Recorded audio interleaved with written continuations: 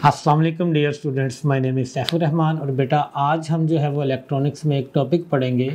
हमारा टॉपिक होगा रेक्टिफिकेशन। बहुत ही सिंपल सा टॉपिक है और हम भी टू द पॉइंट रहेंगे और उन्हीं चीज़ों को डिस्कस करेंगे जो एग्ज़ाम में पूछी जा रही हैं।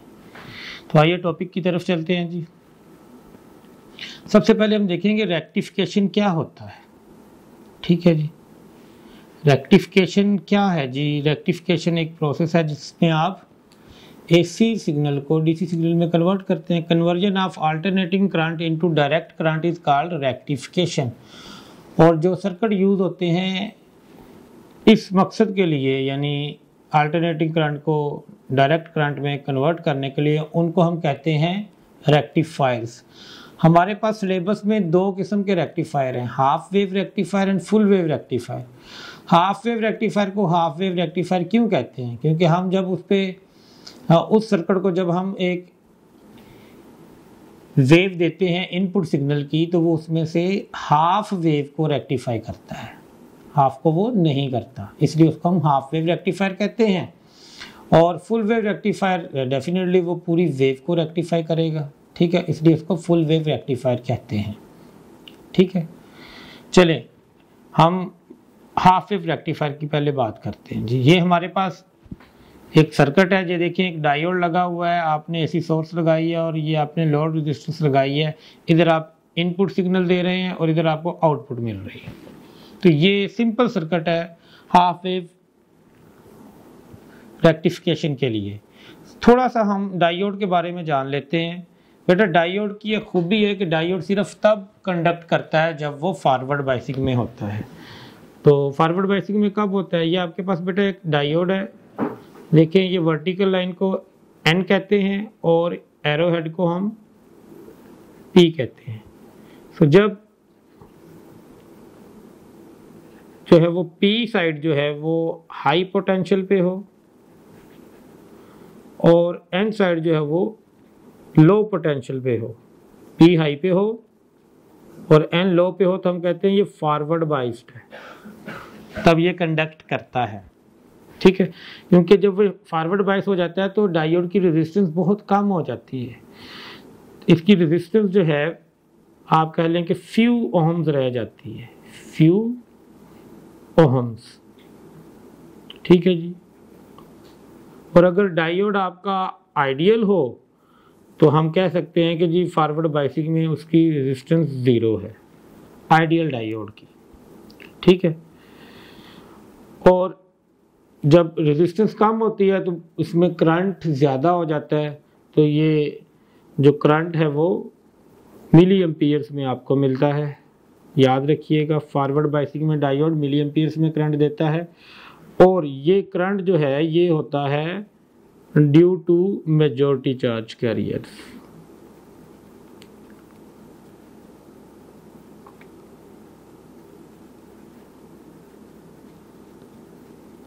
ठीक है, अगर हम ये करें कि जो P साइड है उसको लो पोटेंशियल पे कर दें, ठीक है, और N साइड को आप हाई पोटेंशियल पे ले जाएं, तो डायोड रिवर्स बाइस्ड कहलाएगा।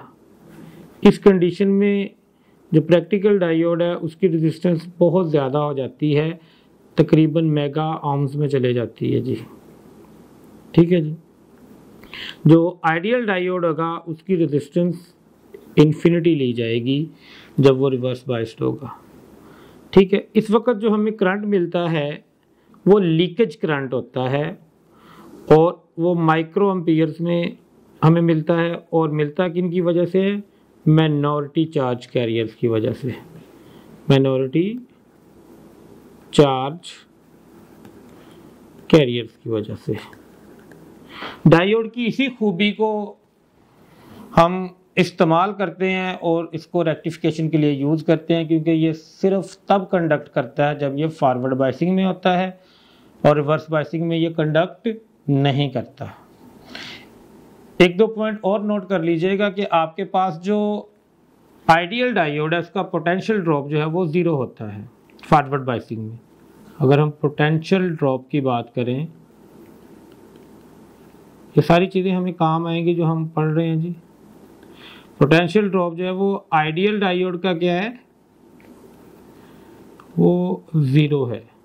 और प्रैक्टिकल डायोड का क्या होता है जी क्या वैल्यू होती है कि या तो आपके पास 0.3 वोल्ट है या फिर आपके पास 0.7 वोल्ट है। 0.7 फॉर सिलिकॉन है अगर डायोड सिलिकॉन का बनाओ, और 0.3 फॉर जर्मीनियम अगर डायोड जर्मीनियम का बनाओ। अगर नाम ना बताया जाए तो आप 0.7 लेंगे, क्योंकि ज़्यादातर मार्केट में जो डायोड्स हैं वो आपको सिलिकॉन मटेरियल के बने हुए मिलते हैं, क्योंकि सिलिकॉन जो है इस मटेरियल की टेम्परेचर टॉलरेंस जो है वो जर्मीनियम से बहुत अच्छी है, इसलिए जो है ना वो कमर्शियल लेवल पे जो है वो सिलिकॉन के ही बनाए जाते हैं। ठीक है, ये आपने कुछ चीज़ें नोट की। अब हम चलते हैं हाफ वेव रेक्टिफिकेशन की तरफ, इसको पढ़ेंगे जी।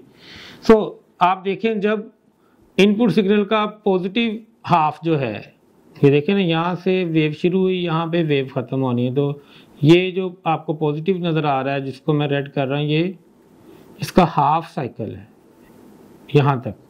ठीक है जी, यहाँ पे आप टाइम लिख लें 0, यहाँ पे टाइम क्या होगा T/2 और यहाँ पे T होगा।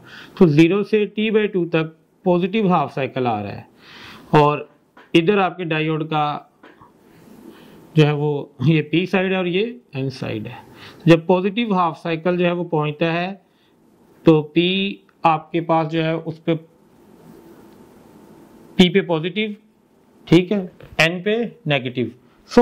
उस वक्त हम कहते हैं कि डायोड जो है वो फॉरवर्ड बाइस्ड हो गया है, और इस वक्त ये कंडक्ट करता है, इसमें से करंट जो है वो गुजरता है, और आपको लोड में से गुजरने वाला करंट आउटपुट पे मिल जाता है। तो पॉजिटिव हाफ साइकिल के लिए आपको आउटपुट मिल गई। फॉर नेगेटिव हाफ साइकिल क्या होगा बेटा, फॉर नेगेटिव हाफ साइकिल ये जो नेगेटिव है T/2 से लेकर T तक, इसके लिए आपका डायोड क्या हो जाएगा, रिवर्स बाइस्ड हो जाएगा। ठीक है, क्योंकि डायोड के P पे नेगेटिव जा रहा है, तो ये रिवर्स बाइस्ड हो जाएगा, तो किसी किस्म की जो है वो कंडक्शन नहीं करेगा, कोई करंट नहीं गुजरेगा, आउटपुट पे आपको कोई आउटपुट नहीं मिलेगी, लोड के क्रॉस कोई आउटपुट नहीं मिलेगी। ठीक है, नो नेगेटिव हाफ साइकिल, ये देखें कोई शो नहीं हो रहा है यहाँ पे हमारे पास। ठीक है, अगेन फिर जब पॉजिटिव हाफ साइकिल आएगा तो ये फिर फॉरवर्ड बाइस्ड हो जाएगा। ठीक है, उसके लिए ये फिर क्या करेगा, ये कंडक्ट करेगा और आपको अगेन आउटपुट मिलेगी, नेगेटिव के लिए फिर नहीं मिलेगी। आप देखें ये आपके पास जो आप इनपुट दे रहे हैं, इनपुट वेव के हाफ के लिए ये आउटपुट दे रहे हैं, हाफ के लिए नहीं दे रहा, हाफ ज़ाया हो रहा है और हाफ रेक्टिफाई हो रहा है, तो हम कहेंगे कि ये हाफ वेव रेक्टिफायर है। ये इसकी इनपुट है, ये इसकी आउटपुट है। यहाँ पे एक दो पॉइंट्स नोट कर लें अच्छी तरह से। ये आपकी एक वेव है, यहाँ से लेके यहाँ तक। एक वेव के लिए ये एक बार आउटपुट देता है, ये बात अलग है कि हाफ वेव रेक्टिफाई करता है और हाफ को ज़ाया कर देता है, वो अलग बात है, लेकिन हर वेव के लिए ये एक बार आउटपुट दे रहा है।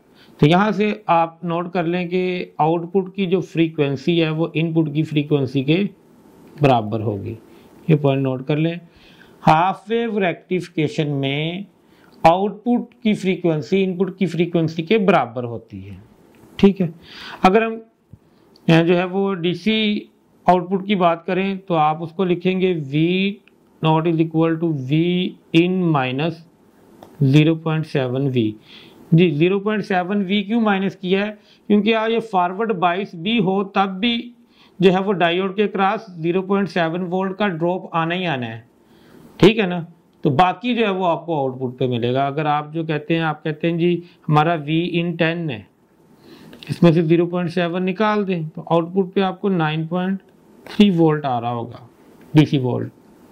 ठीक है, ये कुछ बातें इसकी आपने नोट करनी है। इसकी फ्रीक्वेंसी आउटपुट की इनपुट की बराबर होती है। दूसरा ये पॉइंट आपने नोट कर लिया, इसका फार्मूला जो आपके जहन में होना चाहिए। ठीक है बच्चों, तो और क्या नोट कर रहे हैं कि एक ही डायोड लगा हुआ है, हाफ वेव रेक्टिफिकेशन में एक ही डायोड यूज होता है। ठीक है, चलें आगे बढ़ते हैं बेटा, फुल वेव रेक्टिफिकेशन की बात करेंगे। फुल वेव रेक्टिफिकेशन जो है वो हमारे पास ब्रिज सर्किट हमारे पास इस वक्त लगा हुआ है, और इसमें देखिए 4 डायोड है, D1, D2 एक डायरेक्शन में है, D3 और D4 एक डायरेक्शन में है। तो जब D1 कंडक्ट करेगा उस वक्त D2 भी कंडक्ट करेगा क्योंकि ये सेम डायरेक्शन में है। जब D3 कंडक्ट करेगा उस लम्हे D4 कंडक्ट करेगा क्योंकि ये दोनों सेम डायरेक्शन में। ठीक है, ये आपने यहां पर जो है जो इनपुट अप्लाई कर दी, इनपुट सिग्नल आपने यहां से दे दिया। ठीक है जी। और वैसे भी आप इसको अगर तवज्जो से देखें, जरा सीख लें, ये चीजें पूछी जाती हैं। तो बेटा जहां पे दो डायोड ऑपोजिट डायरेक्शन में होते हैं वहां पे आप जो है वो इनपुट सिग्नल अप्लाई करते हैं। देखिए इसका N है, इसका P है, ऑपोजिट है ना, इधर लगाएंगे।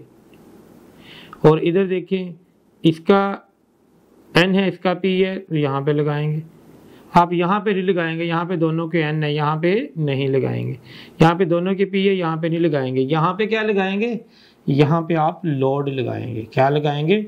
सो इनपुट सिग्नल आप अप्लाई करते हैं जहाँ पे डायोड्स ऑपोजिट मिल रहे होते हैं, और लोड कहाँ लगाते हैं, जहाँ पे डायोड्स सेम डायरेक्शन में होते हैं। ठीक है, सेम साइड्स उनकी होती हैं। ओके, जहाँ पे डायोड्स की ऑपोजिट साइड्स मिल रही होंगी वहां पे क्या लगाएंगे, आप वहां पे इनपुट अप्लाई करेंगे। और जहां पर डायोड्स की साइड सेम होंगी वहां पे आप लोड लगाएंगे। ठीक है, चलें, जब पॉजिटिव हाफ साइकिल आएगा तो positive half cycle for example यहां से जो है वो पॉजिटिव हाफ साइकिल आ रहा है जी, करंट आ रहा है इधर से।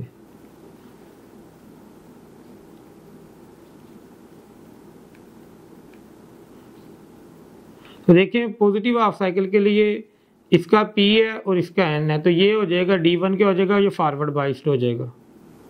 और D4 क्या है, रिवर्स बाइस।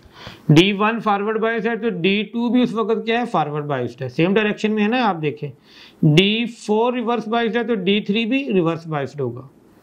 सो D4 इस वक्त कंडक्ट नहीं करेगा तो करंट किस में से गुजरेगा जी, D1 में से जी। करंट जब इस पॉइंट पे पहुंचा तो आगे D3 क्या है, रिवर्स बाइस्ड है, इधर तो नहीं जा सकता, इधर जाएगा, लोड में से गुजरेगा। आपको आउटपुट मिल रही है, लोड में से करंट गुजर रहा है। ठीक है, चलते हैं चलते हैं जी, चलते हैं चलते हैं जी। अब आप पहुंच गए इस पॉइंट पर, इधर D4 क्या था, रिवर्स बाइस्ड है, तो D1 के साथ कौन उसकी डायरेक्शन में, D1 की डायरेक्शन में कौन है, D2, तो ये इस वक्त कंडक्ट करेगा। फिर आप इस पॉइंट पे आगे D3 भी क्या है, रिवर्स बाइस्ड है, तो करंट इधर जाएगा, डायोड की तरफ नहीं जाएगा। तो ये करंट इस तरह अपना एक साइकिल कंप्लीट कर लेगा।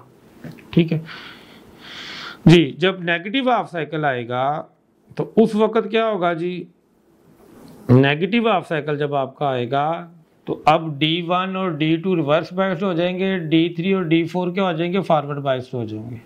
ठीक है, पोलैरिटी चेंज होगी ना, पहले ऊपर पॉजिटिव था नीचे नेगेटिव था, अब क्या हो गया है, अब पोलैरिटी चेंज होने की वजह से आप कह लें कि नीचे पॉजिटिव और ऊपर नेगेटिव साइड चलेगी।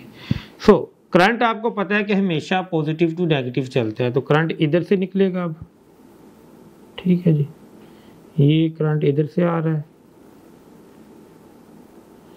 जी, करंट इधर पहुंचा। जब यहाँ पे पहुंचेगा तो अब D3 फॉरवर्ड बाइस्ड है और D2 रिवर्स बाइस्ड है, तो वो इधर जाएगा, यहाँ पे पहुंचेगा। D1 क्या है, रिवर्स बाइस्ड है, उधर नहीं जा सकता, तो इधर जाएगा। लोड में से करंट क्यों गुजरेगा जी, आ जाए जी, चलते हैं जी, चलते हैं जी, चलते हैं आप, ये आप चलते आ रहे हैं यूं। ठीक है, ये मैं अब नीचे से इसको गुजार देता हूँ, इधर चले गए, इधर आ गए। इस पॉइंट पे जब करंट पहुंचा तो D4 कंडक्ट करेगा। ठीक है जी, ये अपना यूं साइकिल कंप्लीट कर लेगा यूं। आप एक चीज नोट करें कि लोड में से करंट सेम डायरेक्शन में गुजरा है दोनों साइकिल की। पहले भी जो है वो आपके पास देखें पॉजिटिव हाफ साइकिल के लिए भी ऊपर से नीचे की तरफ और नेगेटिव हाफ साइकिल के लिए भी ऊपर से नीचे की तरफ, लोड में से सेम डायरेक्शन में करंट गुजरता है, आपको आउटपुट एक ही साइड पे मिलेगी। और लेट्स सपोज अगर आपके पास ये इनपुट सिग्नल है पॉजिटिव एंड नेगेटिव, तो आउटपुट आपको कैसे मिलेगी, ये पॉजिटिव के लिए और ये नेगेटिव के लिए आउटपुट उसी साइड पे। क्यों? क्योंकि लोड में से करंट सेम डायरेक्शन में गुजरा है, तो इसने इसकी पूरी वेव को रेक्टिफाई कर दिया है, इसलिए इसको बोलते हैं फुल वेव रेक्टिफायर। आप देखें एक पॉइंट नोट करेंगे जी हम, वो क्या है जी, वो ये है कि एक इनपुट सिग्नल जब आपने दिया तो आउटपुट आपको 2 बार मिली, तो हम कहेंगे आउटपुट की जो फ्रीक्वेंसी है वो इनपुट की फ्रीक्वेंसी का डबल है, याद रहेगा। और डीसी वी नोट कैसे निकालेंगे, वी इन माइनस 0.7 वी ऐसे निकालते हैं, लेकिन इस वक्त 2 डायोड कंडक्ट कर रहे हैं तो 2 से मल्टीप्लाई करेंगे कि दोनों डायोड में से गुजरते हुए 0.7 का ड्रॉप आएगा, तो इसको आप लिख सकते हैं V इन माइनस 1.4 V। ठीक है जी, याद रहेंगी ये बातें, बहुत सिंपल है, ये आपने बार बार पढ़ी हुई हैं चीजें। आगे चलते हैं जी,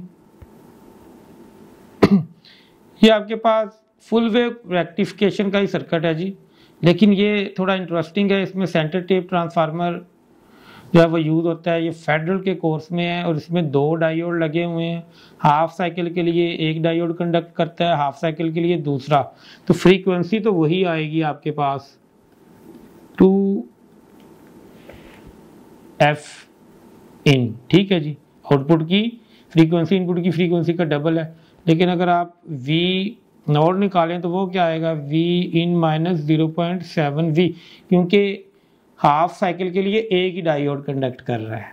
ठीक है ना, सो एक तो इसका एडवांटेज ये है कि 2 डायोड यूज हुए हैं, तो ये देखें बड़ा इंपॉर्टेंट क्वेश्चन है कि फुल वेव रेक्टिफिकेशन के लिए कितने डायोड चाहिए, 2 भी हैं 4 भी हैं, तो आपने स्टेटमेंट में देखना है कि ब्रिज रेक्टिफायर से फुल वेव रेक्टिफिकेशन हो रही है तो फिर तो 4 चाहिए, और अगर सेंटर टेप ट्रांसफार्मर से कर रहे हैं तो फिर 2 चाहिए, और अगर वो आपको स्टेटमेंट पूछता है कि मिनिमम डायोड्स कितने रिक्वायर्ड हैं, तो अब फटा पड़ गया ना, पंजाब वालों ने जो है वो 4 पढ़े हुए हैं, फेडरल वालों ने 2 पढ़े हुए हैं। ठीक है ना, तो मिनिमम 2 है।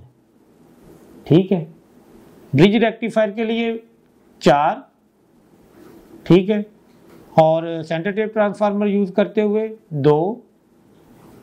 ठीक है, और अगर आपसे ओवरऑल वो कहे जी फुल वेव रेक्टिफिकेशन के लिए कितने चाहिए, मिनिमम कितने चाहिए, तो 2 ही चाहिए ना, उधर 2 लगे हुए हैं। ठीक है, तो ये आपने ख्याल रखना है। इस तरह के इश्यूज बनते हैं जब डिफरेंट प्रोविंसेस एक जगह पे इकट्ठे करके आप टेस्ट लेते हैं। आगे बढ़ते हैं जी, which one is reverse biased diode, option C है, इसको अंडरस्टैंड करें कैसे है जी, ये सी जी एन पी जी, ये हाई पे है, ये डेफिनेटली लो पे है, तो ये रिवर्स बायस्ड ही है। ठीक है जी, बाकियों को भी चेक कर लें, ये -5 ये -12, तो -5 -12 की निस्बत इसको आप हाई बोलेंगे, इसको आप लो बोलेंगे, तो ये फॉरवर्ड बायस्ड है। 0 और -10, तो 0 -10 से तो हाई लिया जाएगा ना, तो ये भी फॉरवर्ड बायस्ड। इसको देखें +5 और +10, ये हाई है ये लो है, पॉजिटिव नेगेटिव का चक्कर नहीं रखना, हाई लो का रखना है, फिर आपको समझ आएगी। ठीक है ना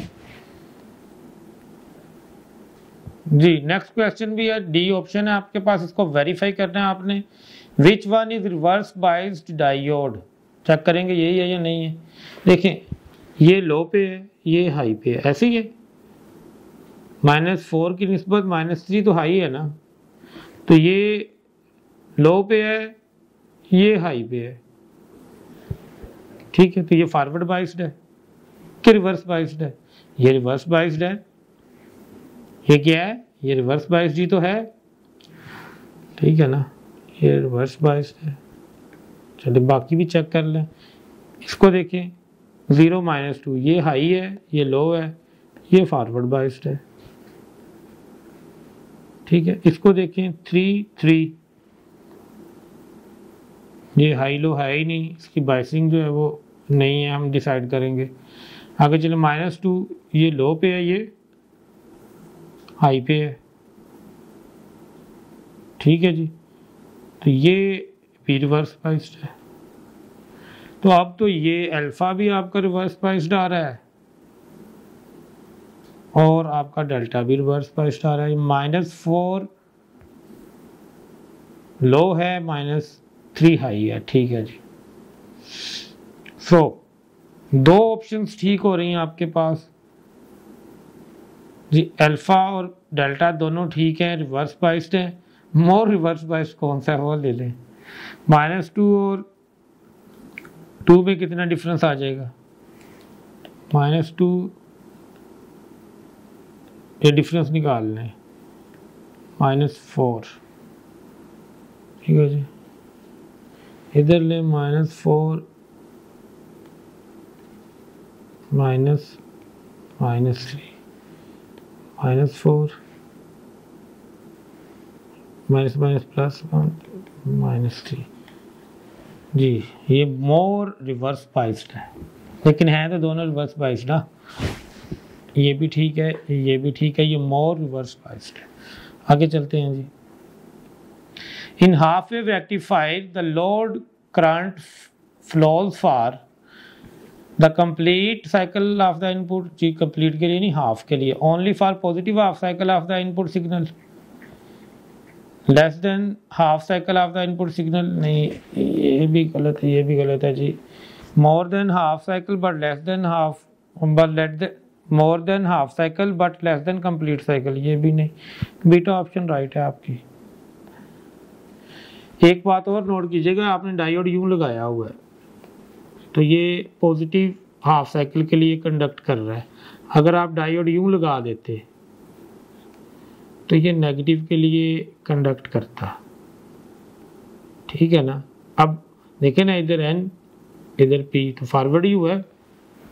डायोड की डायरेक्शन पे भी डिपेंड करता है, लेकिन फिलहाल ये जो आपके पास ऑप्शंस दी हुई हैं इनमें बीटा ऑप्शन हमारी राइट है, बाकी सारी ऑप्शन जो हैं वो रॉन्ग है जी। आगे चलेंगे। The output wave form obtained in full wave rectification is जी, आपको कैसी आउटपुट मिली थी? ऐसे मिली थी ना, ठीक है, ऐसे बनी थी ना। सो ये स्मूथ डीसी तो नहीं है, इसको हम पल्सेटिंग डीसी कहते हैं। इसको स्मूथ डीसी करने के लिए फिल्टर सर्किट्स यूज होते हैं। फिल्टर सर्किट का सिर्फ नाम ही दिया गया, आपके कोर्स में वो अप्लाई करके नहीं दिखाया होगा, इसलिए हम उसकी बहस में नहीं जा रहे जी। Which one of the following halfs can be conducted in half wave rectification through diode? Positive half cycle, negative half cycle, any of A and B for complete cycle, ये तो नहीं होगा। एनी ए और B, वो diode की direction पे depend करता है ना, आपने डायोड लगाया कैसे है, ठीक है। The current through 10 ohm resistor is diode is considered as ideal. देखें ये +2 और इधर +4, ये लो है, ये हाई है, तो रिवर्स बाइस्ड है, तो वो 0 करंट ही होगा, ठीक है जी। The current through 2 ohm resistor is diode are considered as ideal, diode consider है, तो ये 2 ohm वाली है। ये आपके पास वोल्टेज कितना है 10, रेजिस्टेंस कितनी है 2, तो करंट कितना आएगा 5 एम्पियर आ जाएगा, ठीक है जी। आगे बढ़ते हैं। Pure semiconductor is known as intrinsic semiconductor कहते हैं जी उनको। In PN junction diode holes diffuse from P region to N region because जी alpha option, there is large concentration of holes in P region as compare to N region, यही ठीक है जी। P में holes की जो है वो concentration ज्यादा होती है as compare to N.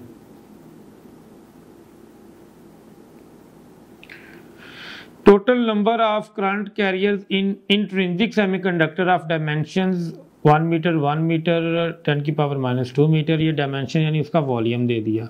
Having number of free electrons n is equal to 5 × 10⁻18 पर क्यूबिक मीटर। तो टोटल नंबर निकालने वो आपके पास क्या आएगा n × v, तो मल्टीप्लाई कर दें 5 × 10⁻18 मल्टीप्लाई बाय 10 की पावर, इन सबको मल्टीप्लाई करके देखेंगे -2, ठीक है। तो ये आपके पास 5 × 10⁻16, तो आपके पास जो अप्रोक्सीमेट बेस्ट आंसर है वो बीटा है। 5 भी तो है ना इधर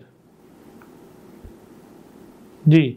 the symbol of simple diode, ये आपके पास सिंपल डायोड जो हम पढ़ के हैं डेल्टा है। ये आपके पास फोटो डायोड है, ये लाइट इमिटिंग डायोड है, ये देखिए जी बन रहा है, ये जीनर डायोड है, ठीक है जी। सो अब क्वेश्चन नंबर 11 हमने कर लिया था, आइए आगे क्वेश्चन नंबर 12 देखते हैं।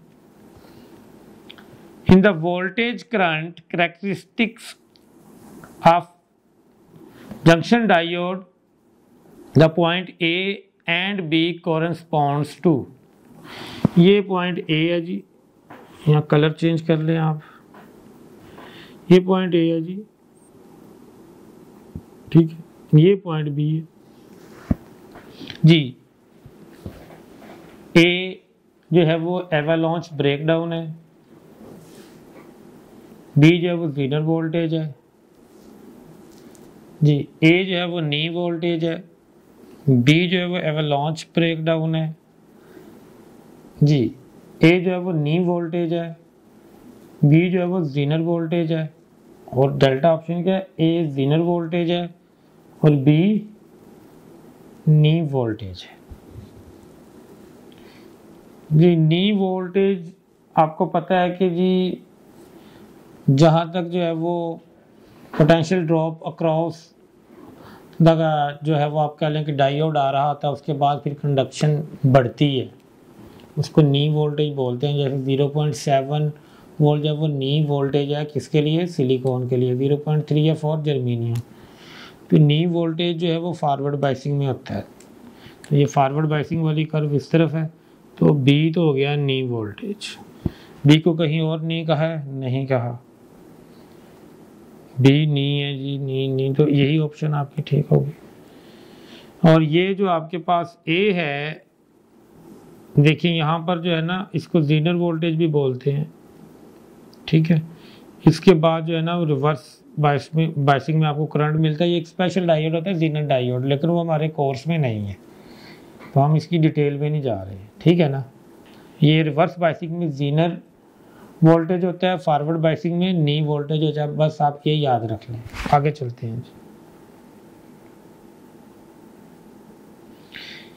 If time period of T in the full wave bridge rectifier circuit, then time period of pulsating output of the circuit will be, जी आपके पास ब्रिज रेक्टिफायर सर्किट है और जाहिर है वो फुल वेव रेक्टिफायर है, तो जो इनपुट सिग्नल है उसका टाइम पीरियड है टी, तो जो आपको आउटपुट मिल रही है, पल्सेटिंग आउटपुट जो आपको मिल रही है, उसका टाइम पीरियड क्या होगा।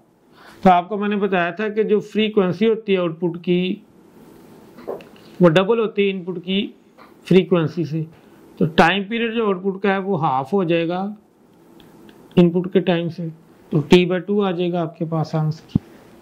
टाइम पीरियड और फ्रीक्वेंसी एक दूसरे के ऑपोजिट है ना बेटा, रेसिप्रोकल होते हैं, आपको पता है। In a bridge rectifier, how many diode conduct during each cycle of input signal? ये नहीं पूछा कि लगते कितने, ये पूछ रहे हैं कि कितने डायोड एक टाइम पे कंडक्ट करते हैं, तो 2 करते हैं, ठीक है जी। कौन से 2 करते हैं, जो सेम डायरेक्शन में आते हैं, ये भी ध्यान में रखना है आपने।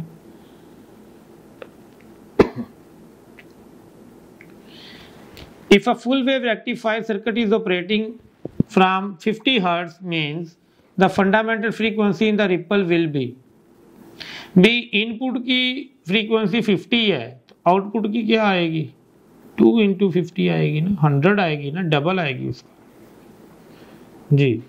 रिपल आपको आउटपुट पे मिल रहे हैं ना जी। In the diagram, diodes are arranged for full wave rectification where input alternating voltage must be applied.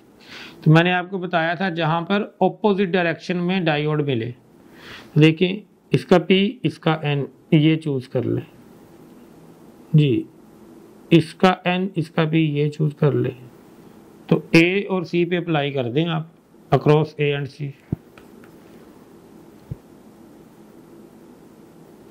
In an AC voltage of RMS value of 10 volt is applied as input of half wave rectifier. Half wave rectifier पे आपने input जो apply की वो 10 volt की है। Then the RMS voltage value of DC output will be, तो मैंने आपको बताया था V आउट क्या होता है जी, V in माइनस 0.7, 10 माइनस 0.7 करें क्या आएगा आपके पास 9.3 वोल्ट।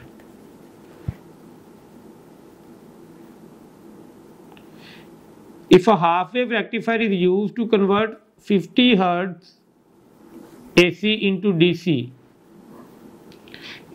हाफ वेव रेक्टिफायर है और फ्रीक्वेंसी कितनी है इनपुट की 50 hertz, then the number of pulses present in the rectifier voltage. तो मैंने आपको बताया था कि एक जब आप इनपुट वेव भेजते हैं तो एक बार आउटपुट लाजमी मिलती है। ये अलग बात है कि हाफ रेक्टिफाई होती है, हाफ जो है वो ज़ाया हो जाती है, लेकिन हर इनपुट वेव के लिए एक आउटपुट वेव है। तो आपकी अगर 50 वेव्स आ रही हैं पर सेकंड तो 50 आउटपुट भी आपको मिलेगी ना, तो 50 आंसर आएगा आपके पास जी। तो हमारा लेक्चर जब वो कंप्लीट होता है, उम्मीद है आपको चीज़ों की समझ आई होगी, इनकी आप प्रैक्टिस करें। इंशाल्लाह फिर नेक्स्ट लेक्चर के साथ मिलते हैं। इजाज़त दें, अल्लाह हाफिज़।